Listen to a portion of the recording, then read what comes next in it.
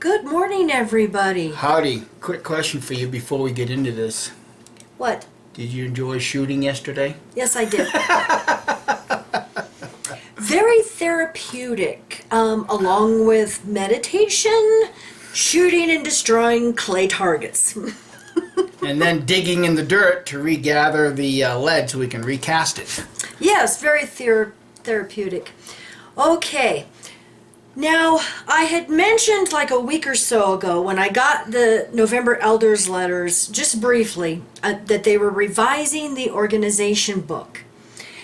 We're going to go back and revisit that in light of everybody sending me some information about jw.org updating their privacy policy, and it goes along with all of this. Like I said, this was the November 2019 under the For the Elders Only. I'm just going to read this.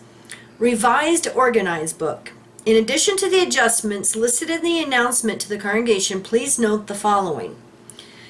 Inserted, a statement indicating that the elders can inform new publishers and remind those approved for baptism, 1, that the elders collect personal information on the congregation's publisher record so that the organization can continue to care for the religious activities of Jehovah's Witnesses worldwide and so that he may participate in spiritual activities and receive spiritual support.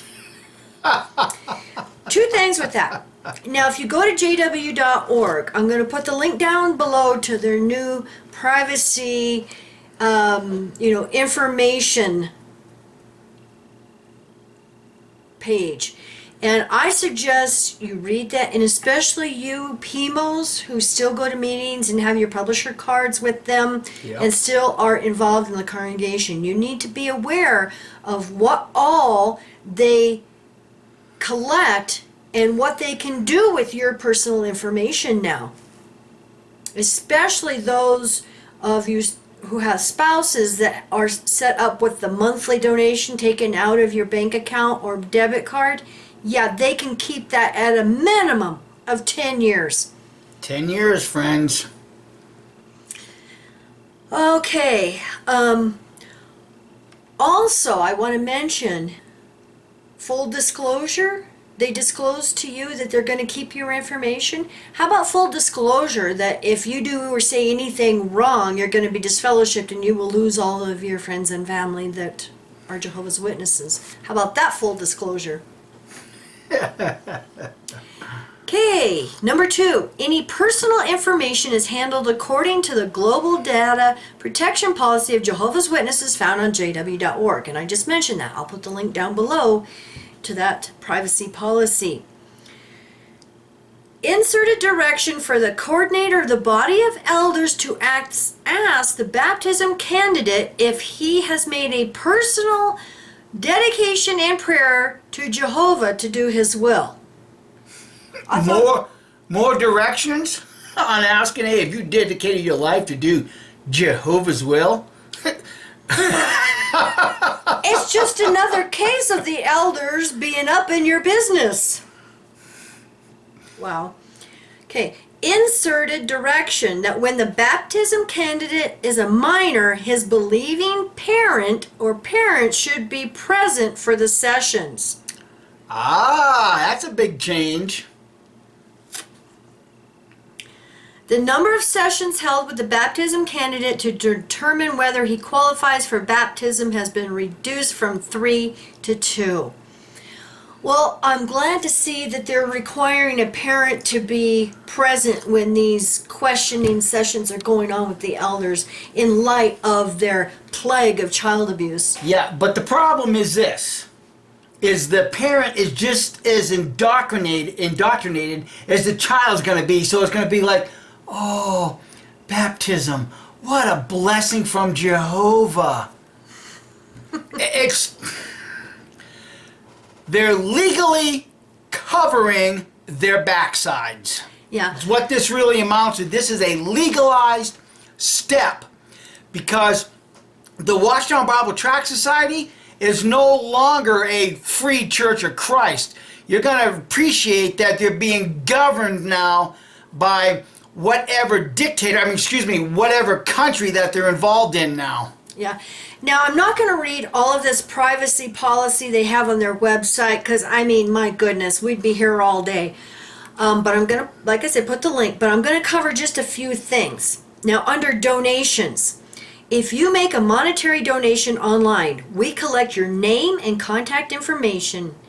To accept donations via credit card, we use accredited online payment processing services with world-class security and data privacy policies. In other words, third-party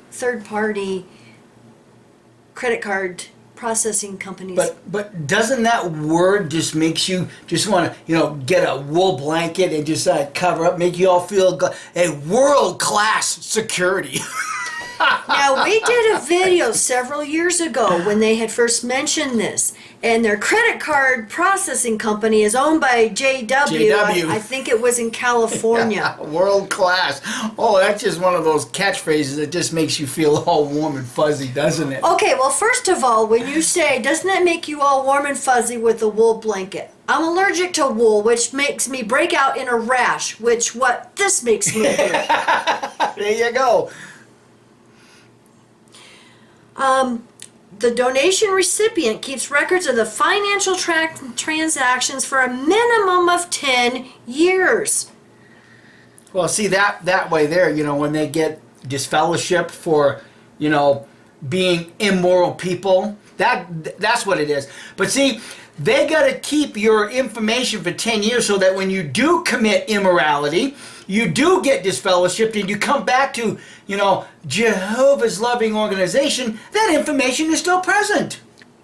Okay, back to this. We digress. This includes records of the date of the donation, amount donated, and method of donation. This will enable us to comply with accounting standards and respond to any questions from you that arise during that period. Request for more information or Bible study. So even if you send in a request for more information or Bible study, they're going to share your information and data with other branches or cooperating organizations used by Jehovah's Witnesses if necessary to satisfy your request. So you mean Watchtower is now in cahoots with cooperating organizations? Well, why do you need cooperation from other organizations when you have the only true organization? Yeah. Good Lord. Now, we also know they're encouraging all Jehovah's Witnesses to sign up on jw.org and make a personal account. Any information you give them, and this is covered under other purposes, will be stored. And they have, discretion. And, if, like I said, there's a lot. But I thought this was interesting too. I wanted to mention this. Third-party vendors. At times, this website will contain links to the website of a third-party vendor we have retained to perform services on our behalf. For example, the filling out of online forms. You will know that you are a third-party vendor's website because it will have a different appearance and the address bar on your browser will change. At the time we select third-party vendors and periodically thereafter, we inspect their privacy and data protection policies to ensure that they meet the same standards we use for our own policies. However, these third-party vendors provide apps and services whose programming, terms of use, privacy policies, and general conditions that we cannot control. For this reason, your use of those apps and services on this website is subject to the current terms of service and general conditions set by the third-party vendor. So in other words, Watchtower has nothing to do with that and they have no control over this. But they are forming a coalition of people, aren't they? Yeah. Your use of Google Maps services on this website is subject to the current Google privacy policy. Google is a third-party vendor whose apps, programming, and terms of service we cannot control. Now, they use their Google Maps when you go to look for like meetings and assemblies and stuff. A map will pop up. That's Google Maps. I just don't get this. I mean, why all of this legal nonsense? Why come out with a new organization book when Armageddon's coming tomorrow? Because in the meantime, Satan and his world is going after Jehovah's people, so they need to protect themselves and cover their backsides. But if Armageddon's coming tomorrow, who gives a crap whether they protect themselves or not? I mean, come on, Jehovah's Witnesses. It's imminent. But look at how your organization is protecting themselves for the future. Wake up. Yeah. So anyway, I'm going to put the link down below, and I believe someone sent me a link to a Facebook page that has this information too, and they're going through it. So they're just getting more difficult, to hide from them. If you are volunteering to be part of their organization and volunteering, all this information to them, and if you want to be included in religious services, see, you can't apply for like pioneering or anything like that unless you have an account and give them all this information. Right. And all of your information, your history, any judicial hearings, any accusations, anything that is on your publisher record card for the elders and in your file will be part of their data that they have on you. Which means you are no longer your own sovereign. You're giving up your citizenship, your own individuality to put on the mask, the face of Watchtower. And isn't this what this channel has always been about? Your own sovereignty, claiming your sovereignty. You can't claim your sovereignty when you're giving all your information to Watchtower or any other organization. You lose your individuality, you lose your personal identity, and you really lose any future you might have. Just go ask Sergey. And also I want to mention that each country's jw.org, you have to go read that country's privacy policy because it's different for every country. Some have sent me some from the UK and other European countries. And so it's different for each country according to the privacy, the data privacy policies they have in that country. I did want to mention here under minors. If you are a minor in the country in which you are accessing our website, you may submit your personal data on this website only with the involvement of your parent or parents or guardian. If you are a parents or guardian and you provide consent for a minor to submit personal data on this website, you agree to this policy and respect to the minor's use. Control.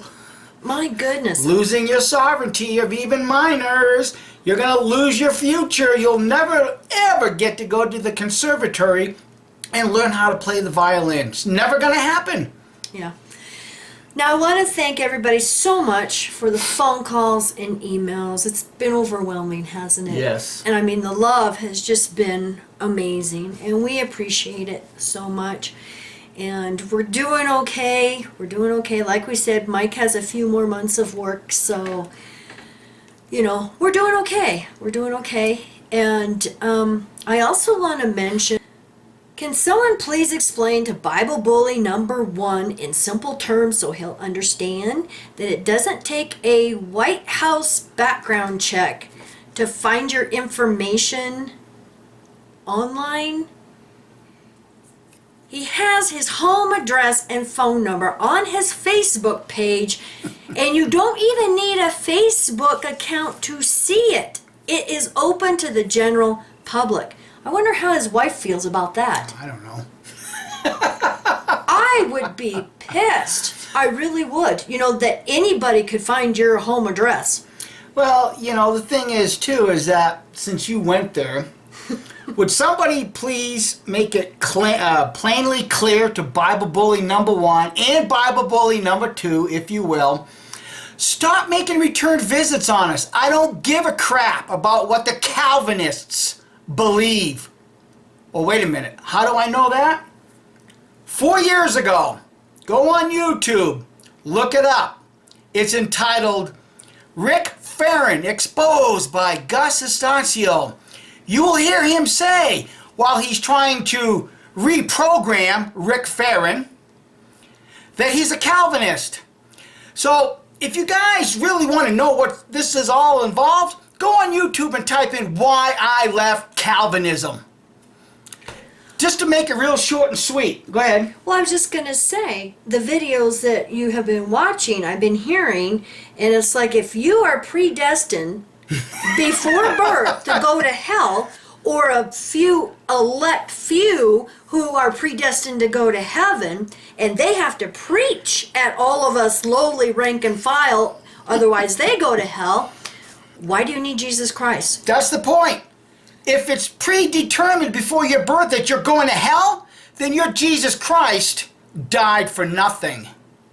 Think about it, friends. Just look, it's real simple. Why I left Calvinism. Now, what really sparks a lot of this also is that in a previous video, I was reading through the comments and somebody made the comment that Jill confessed to being a Calvinist.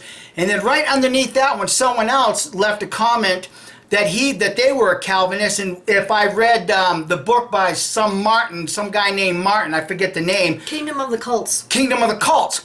I already did a video exposing that book. And he does the same thing Watchtower does. Picks fish-eating fish. They will destroy one another. By extension, they destroy Christianity. They don't realize what they do. Watchtower does the same thing. They go into every religion and pick apart everything that is supposedly unbiblical, unscriptural. And, oh, that's a false Christian. That's a false Christian here. That's a false Christian. Well, that Martin guy in his book, Kingdom of the Cults, does the same thing while he uplifts Baptists as being the only true religion on earth. They all devour one another. Bunch of piranhas. That's what they are. But you know, you've got to get out of that mindset before you can really appreciate what's going on. So Gus, stop making return visits on us. So thank you for watching, guys, and we appreciate everything, and you know we love you. Bye. Bye.